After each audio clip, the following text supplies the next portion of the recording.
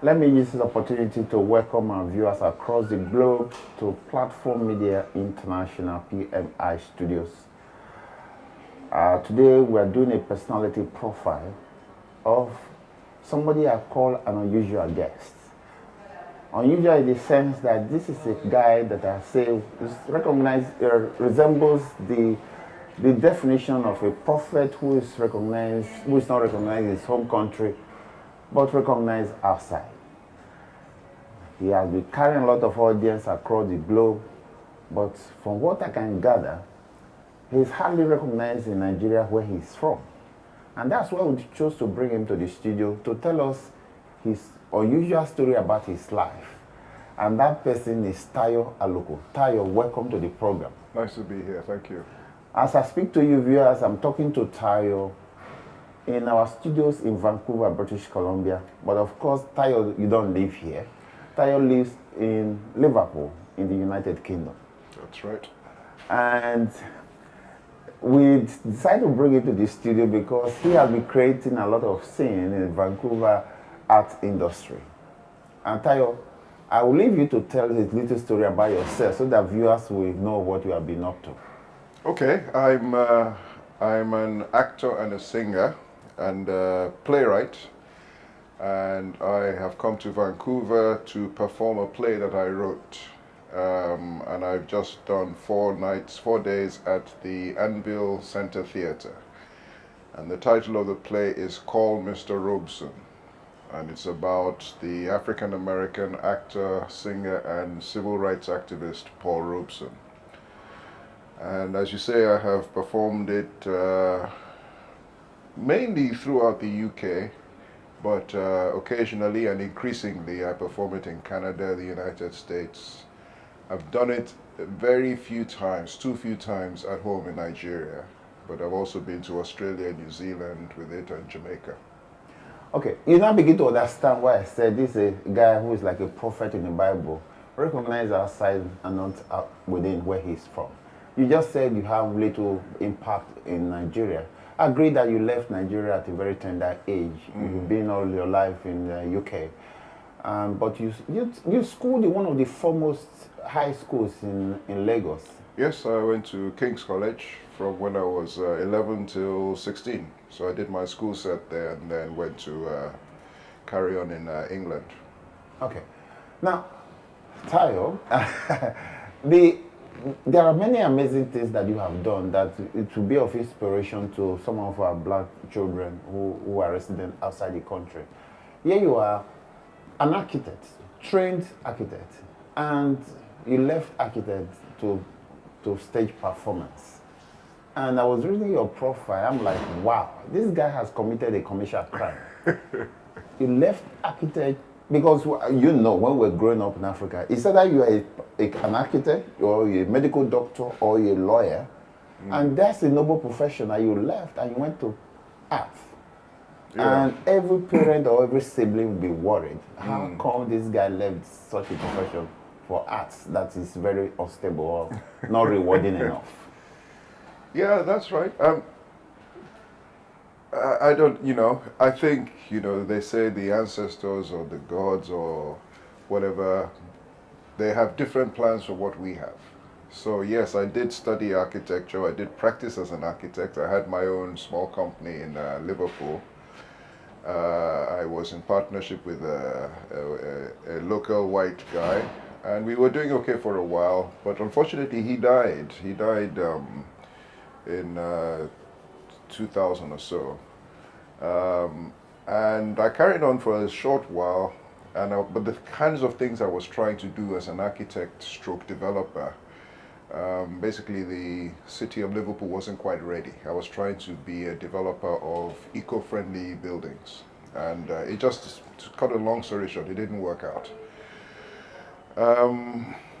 But at the same time, I had discovered this story of Paul Robeson, and I had started writing it and eventually doing 1 or 2 performances. So at the same time as my architecture business was kind of going downhill, the play was showing signs of promise. And I think the crucial thing that happened was that in December 2008 it was. I performed it in Lagos at Muson Center, invited by the US consulate there. And my father saw it. He was 90 years old at the time. And he had always been worried about me, you know. I was an architect, but I had always spent my time singing and doing stuff. He'd always been worried.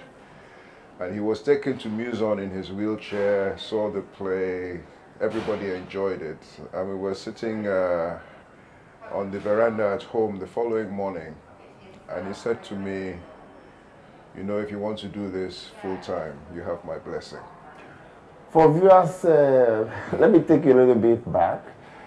For some of us who schooled in the 70s and 60s in the high school in Nigeria, Tayo Aluko is the son of the famous T.M. Aluko, who wrote One Man, One Wife. One Man, One Machete, right? Yep. And those novels were very prominent in high schools in Nigeria. And for you to have been an architect and went back to, it's like you are coming back to base where your father started from. That's right. But one question I want to ask you, Tayo, is why the choice of Paul Robeson? Paul Robeson? Yes. My answer to that is that I didn't choose him, he chose me. Because what happened was, as I said, I was always a singer right from primary school in Lagos, and so, you know, 25 years later, I'm in Liverpool where I live, and I was asked to sing at an event to welcome the dawn on the summer solstice, the longest day of the year, and I chose what I thought was an appropriate song. My Lord, What a Morning. Okay. You know, this is 6:30 in the morning or something, and it's a spiritual. And after I sang it, a woman came up to me and said, "You remind me of Paul Robeson. Do you sing many of his songs?" And I said, "Paul Robeson. I may know the name, but I'm not sure of his music." And then by very good fortune, 2 months later, I was in the library in Liverpool. I don't remember what book I was looking for, but the book that struck me was Paul Robeson, a biography. So I borrowed it and read it, and it just blew my mind. And I said, this is a story that has to be told. I didn't think that it was necessarily going to be me telling the story, but I just thought this story has to be told. That's where it started. Now, many of us Africans of African descent will wonder that from somebody from Nigeria, I know Yorubas have a very deep cultural setting, for you to have left all the characters that dominate the Yoruba culture and choose Paul Robeson, although he is black African American, Traced himself to the Igbo people. to Igbo people. Okay. And I begin to wonder whether that is the reason why you are not totally embraced in Nigeria and embraced outside. Yes. Well, who knows? Yeah, it's possible. But it may be that sometime I do a play about a Nigerian character.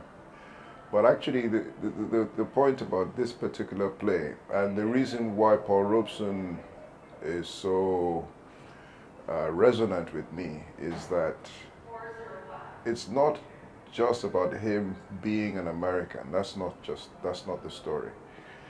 Within the life of this one man, we learn about not just African American history. His father was born as a slave, but his father had taught him and his older siblings African history, made them find out about African history. We're talking about the turn of the 20th century.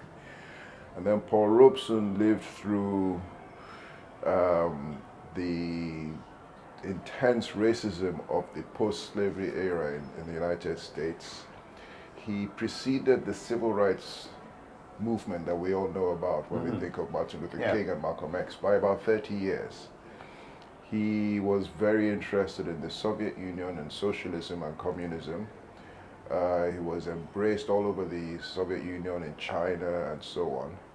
And he was one of the very first people, along with his wife, Eslanda, and some other African Americans, to start campaigning out for the liberation of African countries from colonialism, you know, for the whole of Africa. So for him to be seen just as an African American is wrong. He was an internationalist and Pan-Africanist. And that, I think, is something that we need to embrace a lot better. Now, this couldn't have come at a better time than this time. Looking at the rhetoric of key actors in American politics right now, where the racism in America is so deep-seated. What is your view on that? How do you feel that your activities with Paul Robeson, that you feel as they come at a better time, and what message are you going to use, you're going to pass across to people who are watching? Well, I think Paul Robeson had a saying, which was that I use my art as a weapon in defense of my people and all oppressed people of the world. A weapon. I said, you know, when I was doing the play the other day, there were 50 students from Douglas College.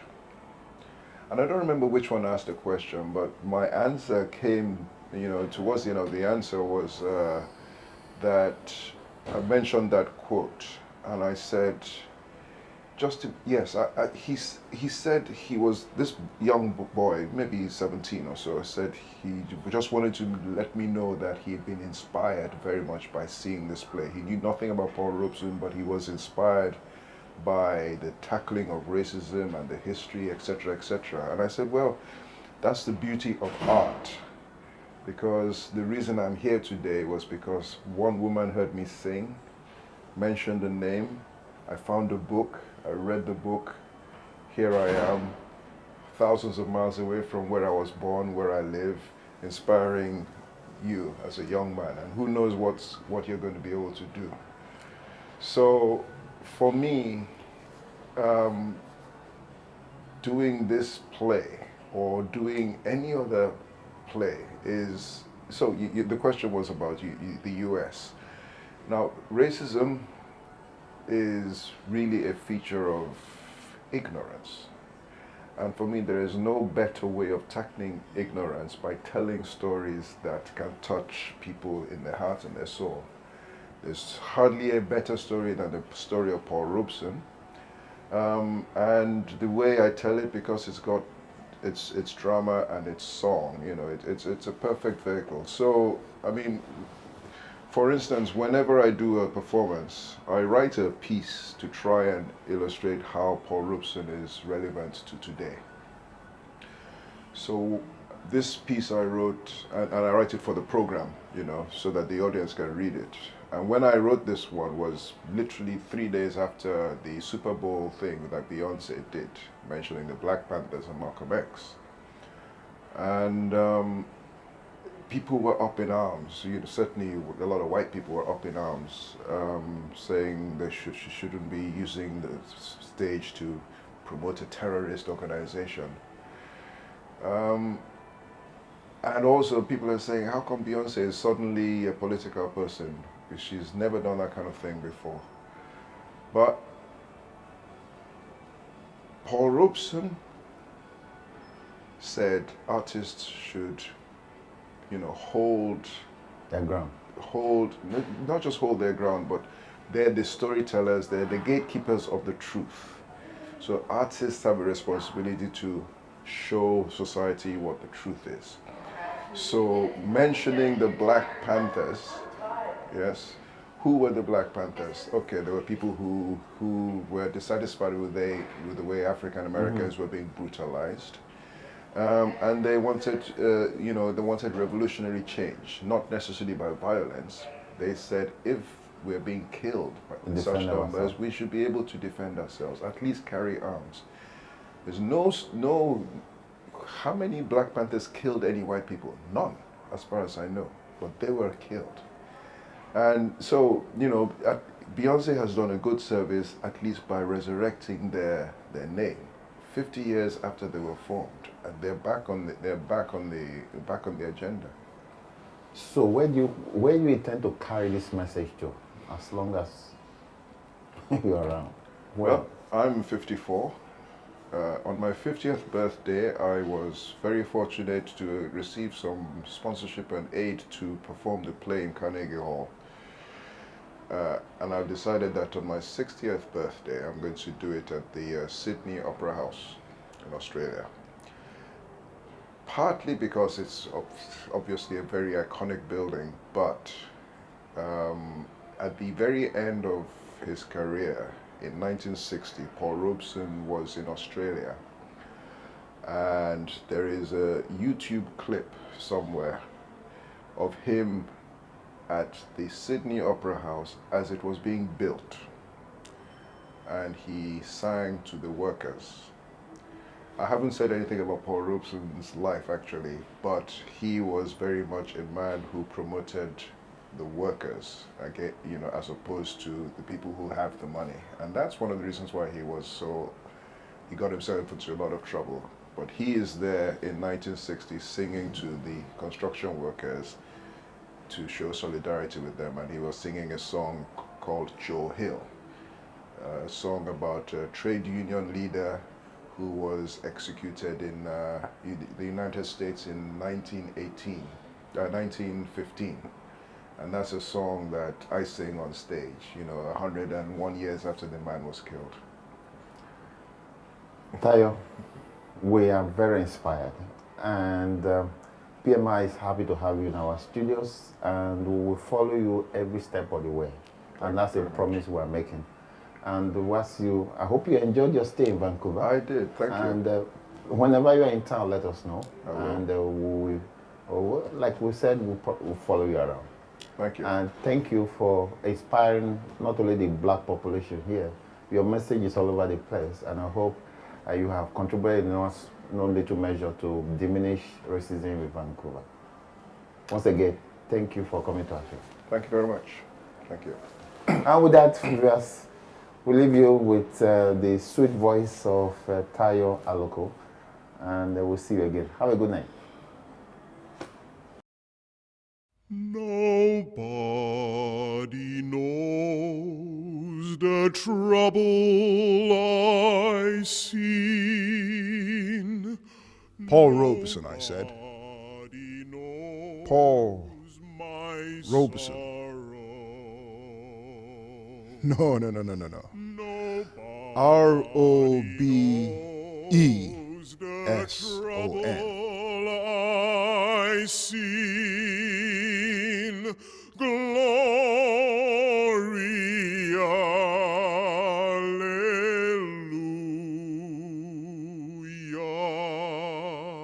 They said that I had been struggling for the independence of the colonial peoples of Africa, and that is meddling in the foreign affairs of the United States government. Now that's too bad, because I'm going to have to continue to meddle.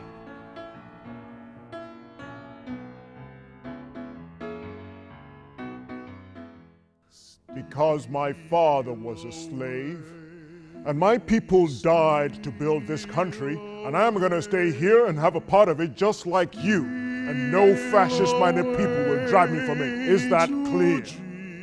All men river, that all man river, he must know something, but don't say nothing. He just keeps rolling, he keeps on rolling along. She's seen all there is to see from the dawn of time. It's Mother Africa.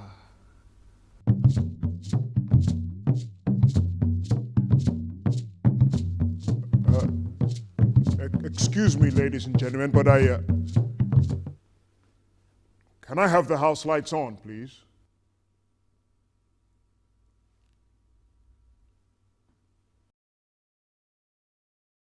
We have white people down here and Negro people up there. For this reason, I'm afraid I have to say that this concert is now over.